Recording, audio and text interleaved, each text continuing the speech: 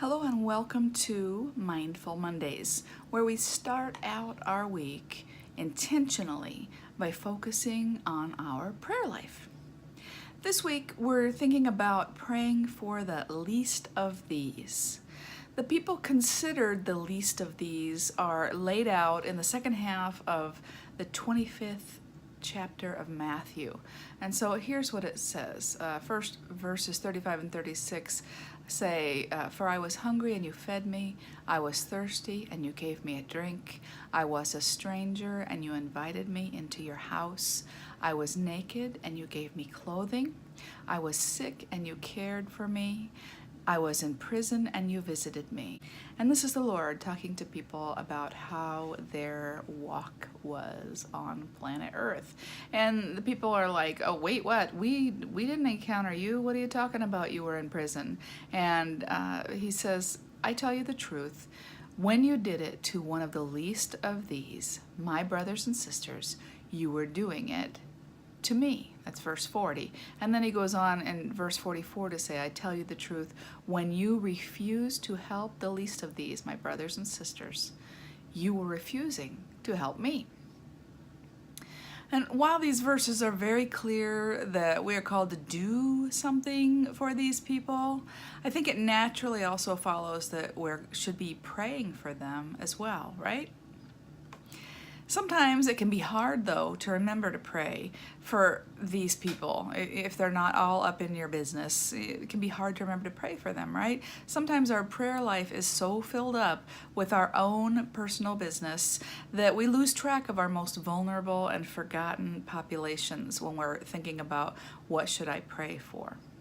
So if you find it hard to remember to pray for the people that are delineated in these scriptures as the least of these, if you find it hard to remember to pray for hungry people and homeless people and immigrants and sick people and prisoners, what I can say from my own experience is that volunteering to help them makes it a lot easier to remember to pray for them.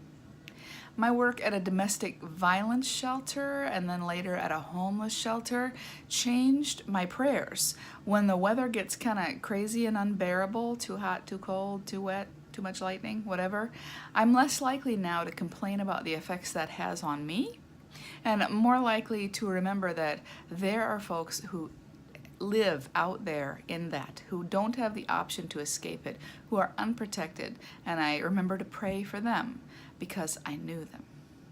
My relationship with an illegal immigrant when I was working at the homeless shelter, it changed my prayers as I saw why she had come to this country, why she had stayed, and how futile her options were, how little help there was available to her, just what a no-win situation she was in. It changed my prayers for illegal immigrants.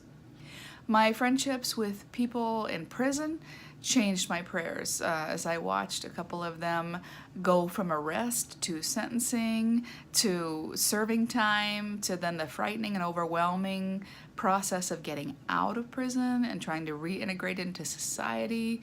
That changed my prayers for prisoners.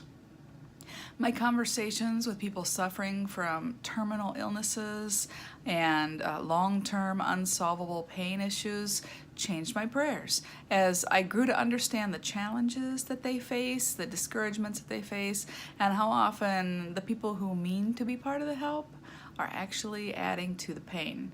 That changed my prayers. The 9 months I spent with a foreign exchange student in our home helped me to see our culture through different eyes and to understand the challenges it can present to people who are outsiders to it. And that changed my prayers. So if you're having a hard time remembering to pray for those that Scripture calls the least of these, maybe step outside of your comfortable life and volunteer to serve them in some capacity.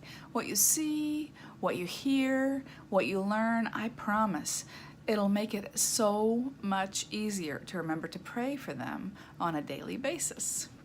I'm going to go ahead here and now and make a special prayer request of each of you today regarding some of the least of these folks, which are children in the foster care system.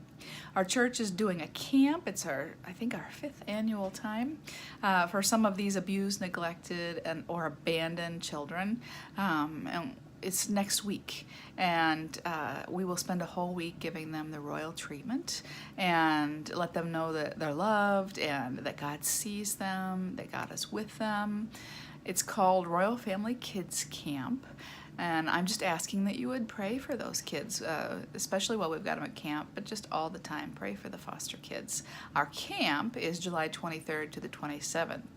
You can pray for them year-round. You're invited. That's all I have for now. I will see you next week.